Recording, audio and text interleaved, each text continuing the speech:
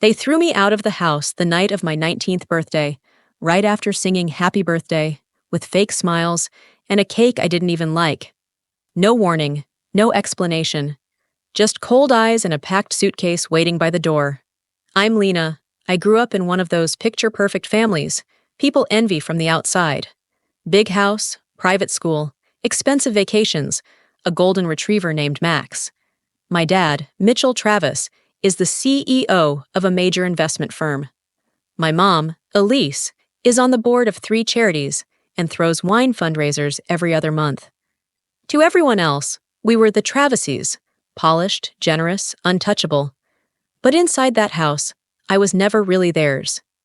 They didn't say it outright growing up, but I felt it.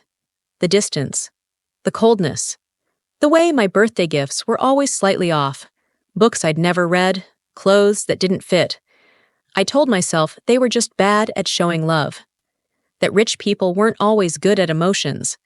That lie shattered the moment my dad handed me an envelope during the party and said, "You'll need this. It's time you start figuring things out on your own."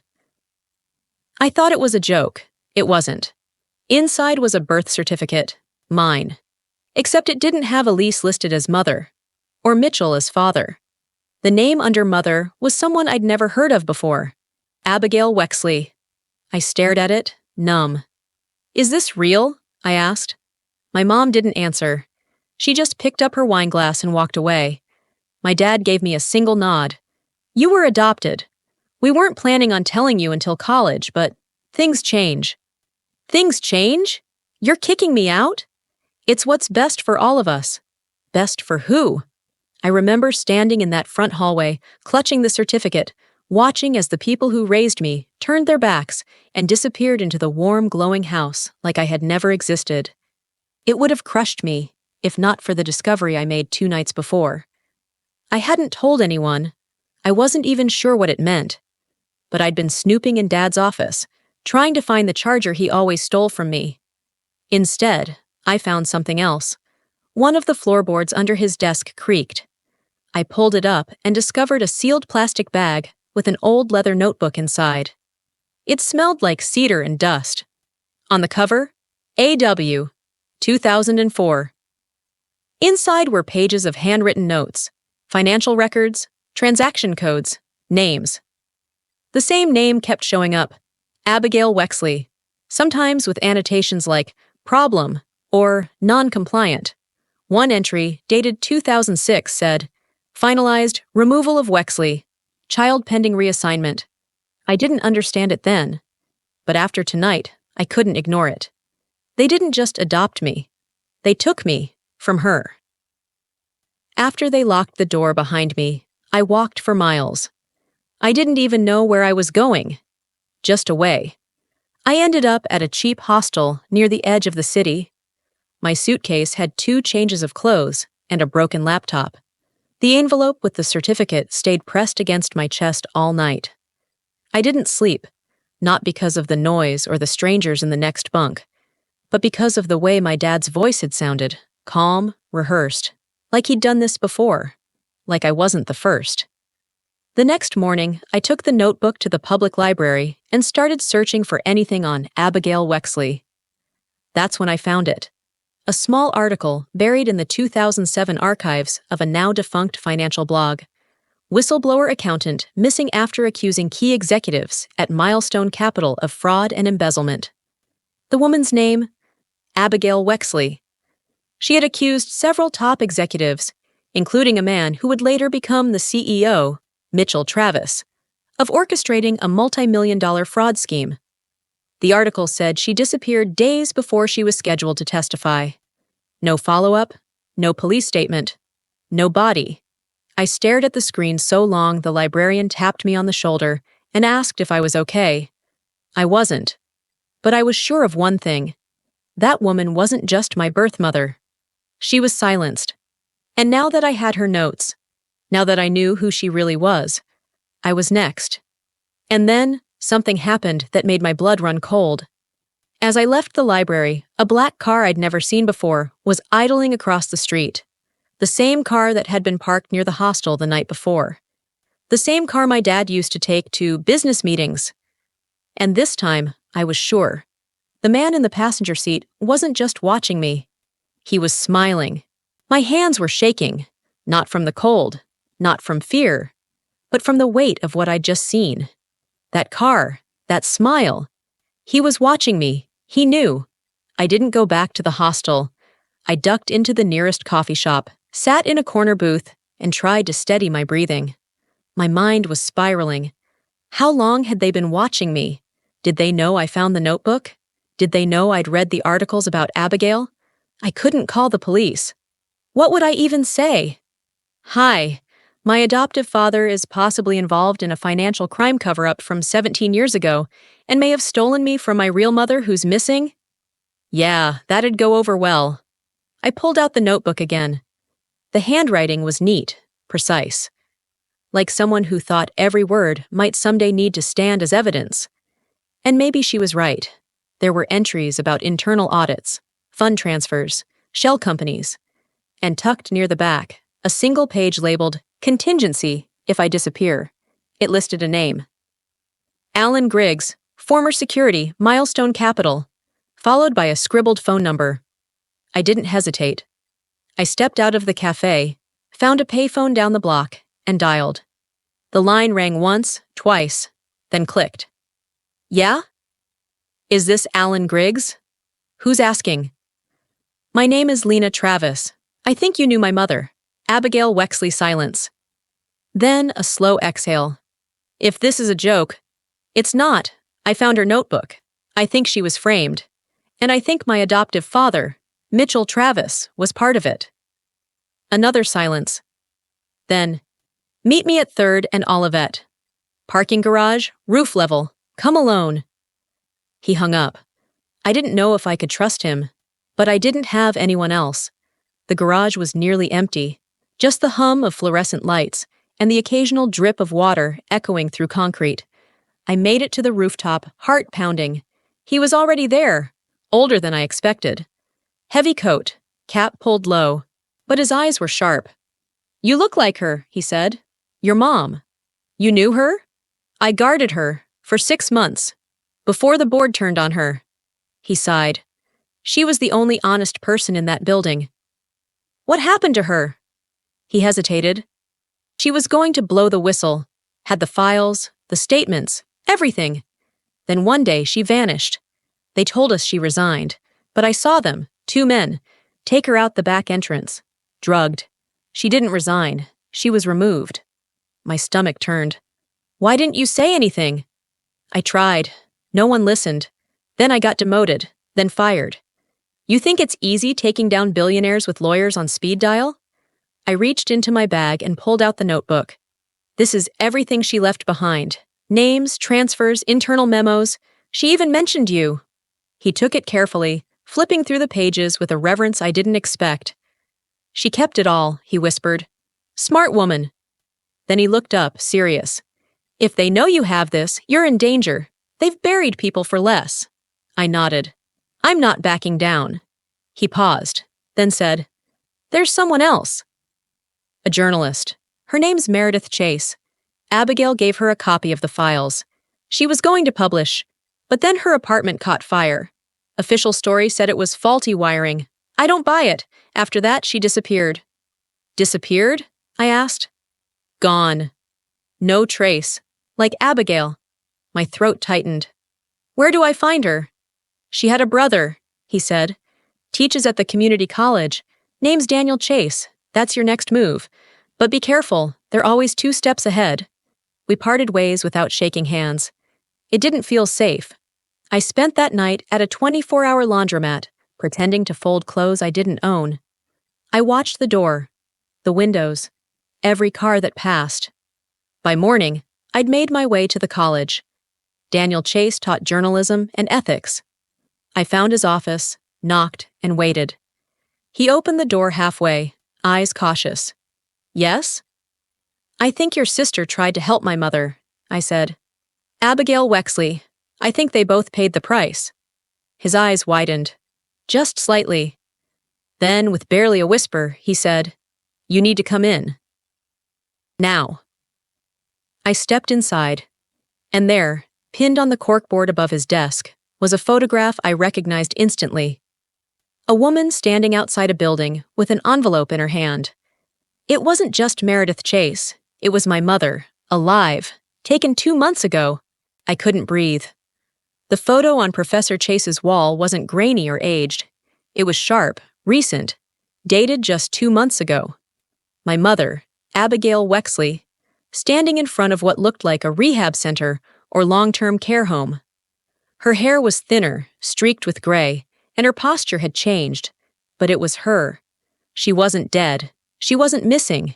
She was alive. Daniel Chase pulled the photo down slowly. "I didn't take this," he said. "Someone mailed it to me in an unmarked envelope. No note, no return address, just this. Do you know where this place is?" "I've been trying to figure that out," he replied. "But if she's still being held, it means they're keeping her hidden, probably under a different name, maybe even drugged or declared mentally unstable again." My fists clenched. They'd locked her away like a criminal, like a threat. But the real criminals were still walking free, giving TED Talks, showing up in Forbes, shaking hands with senators. I'd had enough. "Do you still have the envelope?" I asked. He nodded, opened a drawer, and pulled it out. Inside the flap, faint but visible under a UV flashlight he kept for document work, was a name, Greenridge Recovery Institute. I pulled out my phone and searched the name. It wasn't easy to find, barely a listing, but it existed. Private facility, off-grid, specialized in restorative mental care for high-profile patients. No address, no website, just a P.O. box in a remote town 2 hours north. I was going. Daniel tried to talk me out of it. "You can't just walk into a place like that, Lena. If they realize who you are." "They already know who I am," I snapped. "I'm the daughter of the woman they tried to erase, and now I'm the problem they can't contain." He gave me a burner phone, some cash, and the kind of worried look people give when they know they can't stop you. By sundown, I was standing outside Greenridge. The building looked more like a country estate than a medical facility. Gated, tall hedges, no signage, just a discreet intercom by the front. I didn't use it. I waited until a delivery van pulled in through the back gate, then followed it inside, staying low behind the hedges. I slipped through the gate before it closed, heart pounding so loud I was sure someone would hear it. The rear of the building had a small staff entrance. I watched for 20 minutes, counting patterns, watching who came and went. Then I made my move. A nurse stepped out to smoke. I waited until she turned the corner, then grabbed the door before it latched and slipped inside. The hallway smelled like antiseptic and lavender. Too clean. Too quiet. I moved fast, ducking into side corridors, checking doors. Most rooms were empty or dark. A few had names etched onto plaques, but I wasn't looking for names. I was looking for her. Then I saw it, room 208. The number matched a note in the journal Abigail had written years ago. 208. If they move me again, remember 208. I held my breath, turned the handle, and the door opened. She was there, hooked to a saline drip. Hair longer now, eyes closed, but breathing steady. She looked older, but she looked peaceful. "Mom," I whispered, stepping inside. Her eyes fluttered. She didn't speak, just stared at me like she was trying to process whether I was real. "It's me, Lena. I found you. I found everything." Her lips parted, barely audible. "You shouldn't be here." "I had to come. I know what they did to you. I have the files, the notebook, the proof." Her hand trembled as she reached for mine. Then, behind me, a soft click. I spun around. A man stood in the doorway, dressed in a security uniform, but his face was familiar. Too familiar. "You've grown up well," he said, stepping inside. I froze. It was David, the butler from my childhood home, the quiet man who used to bring me tea when I had nightmares, the one who never spoke unless spoken to. He smiled. "You really think you were the first to come looking for her?" I couldn't speak. You're just the first one who made it this far. Comment the number 2 if you want to see what David meant, and what really happened to the others who came before Lena. I didn't scream, I didn't flinch. When I saw David, the man who used to read me bedtime stories, standing there like a ghost from another life, something inside me turned cold. Not from fear, from clarity. He wasn't just the butler, he was the gatekeeper, the one who made sure people like my mother never escaped, the one who watched over me all those years, not out of kindness, but to control me. Step away from her, I said, standing between him and my mother. David's expression didn't change, just a slow, calm blink. Lena, you're not thinking clearly. Your mother is very ill. She's here for her safety and yours. Don't lie to me, I snapped. I have the files, the proof. I know what you did to her. I know who you really work for. His smile faltered. Just a fraction. That was enough. I lunged. Not to fight. I wasn't stupid. But to stall. I shoved a tray off the table, sending medical supplies crashing to the floor. The noise bought me 2 seconds. I grabbed a glass water pitcher and hurled it at the hallway light, shattering it. The hallway plunged into dimness. I bolted, yanking my mom's wheelchair from the corner, practically dragging her into the hallway. David was right behind us.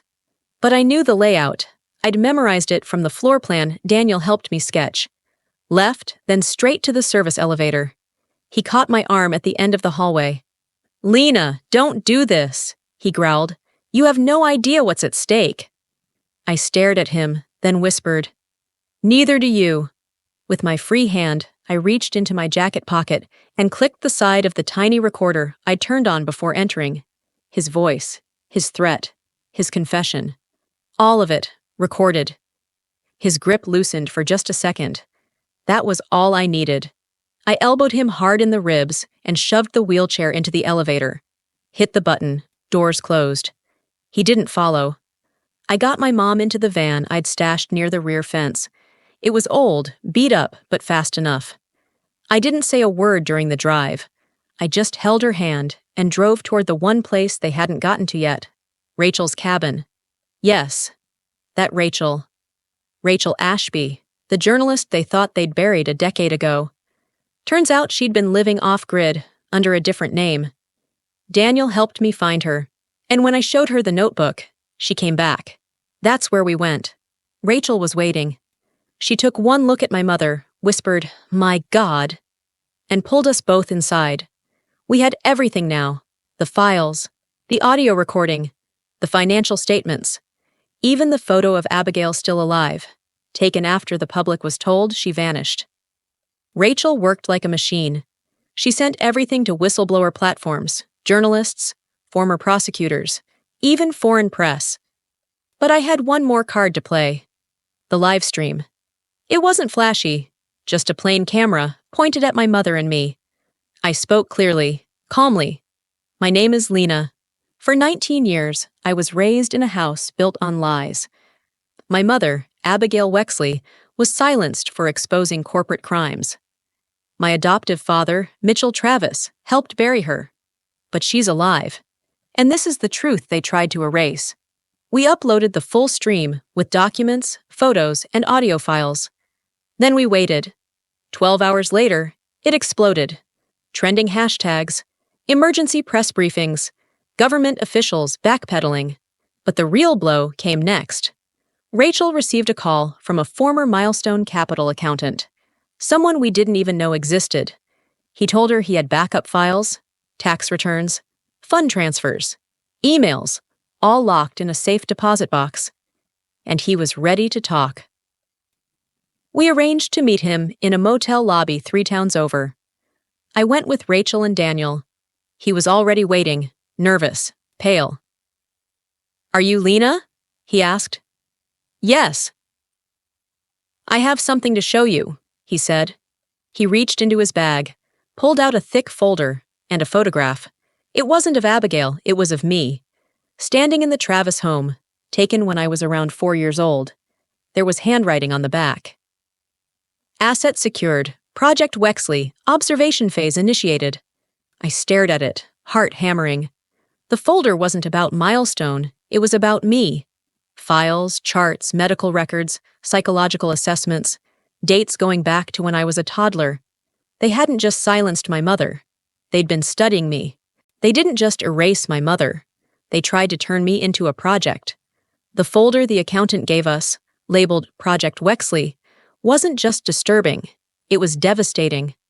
Page after page of evaluations, blood tests, behavior logs, even school performance reports from when I was 5 years old. They'd been watching me, measuring me, manipulating my environment. I wasn't just a kidnapped child, I was data. And it wasn't just Mitchell Travis. A full research board from Milestone Capital had approved the program, using me as a case study for genetic behavioral mapping, trying to prove that you could silence a whistleblower, erase her identity, and raise her child under controlled conditions to eliminate inherited defiance. But it didn't work, because I didn't grow up compliant. I grew up curious. And now, I was furious. We leaked it all. Not just the abuse, not just the false commitment of my mother, but the entire framework of Project Wexley. Names, funding trails, meeting transcripts, every document, every whisper, every lie. The fallout was immediate. Mitchell Travis was arrested by federal agents during a live business seminar. The footage went viral. Him being pulled off stage mid-sentence, cuffed, while his microphone was still hot. Elise, the woman I once called Mom, filed for immunity and tried to claim ignorance. But the ledger didn't lie. Her signature was on the quarterly disbursements from the Wexley Allocation Fund. She wasn't just complicit. She was profiting. The Halverson Research Group collapsed within 72 hours. Investors fled. Employees leaked internal chat logs. One by one, the inner circle turned on each other. And David, the butler, the handler, the man who smiled as he lied to me for years, disappeared. Until they found him, living under a false name in a quiet retirement village near the coast. He'd altered his fingerprints, but not his face. The day the FBI picked him up, I was standing on the other side of the street, watching. He saw me, and for the first time, he looked afraid. Abigail, my mother, was formally exonerated, her record cleared, her credentials reinstated. The state issued a formal apology, broadcast on public television, though no words could give her back the years they stole. She still has gaps in her memory. There are days she doesn't know what year it is, but on good days, we sit in the sun. She holds my hand, and sometimes she calls me her miracle. I call her my reason. Rachel published the full exposé in a serialized podcast that broke download records. Daniel went back to teaching, but now he lectures on media silence and how to break it. The accountant who came forward, he's under protection, but he sleeps at night again. And me, I didn't disappear. I didn't change my name or vanish into some quiet suburb. I went louder. I founded the Wexley Initiative, a nonprofit for children raised in institutional abuse, wrongful adoption, and whistleblower families. I speak, I write, I fight, and when people ask me how I survived, I tell them this. Because they underestimated me. Because they thought trauma was something that breaks you, but it doesn't. It builds you into a weapon. A few months ago, I stood in the courtroom as Mitchell Travis was sentenced to 48 years for conspiracy, human experimentation, unlawful adoption, and obstruction of justice. He looked thinner, paler, smaller. I didn't smile. I didn't gloat. But I did meet his eyes, and I said, clear and steady, "You stole my childhood. You tried to erase my mother. You thought I was your experiment, but I was always your undoing." They led him out in chains. And just like that, the monster was caged. Not just for me, but for every girl they thought would stay silent. Comment the number 6 if you believe truth always finds a way, and subscribe if you want more stories just like this.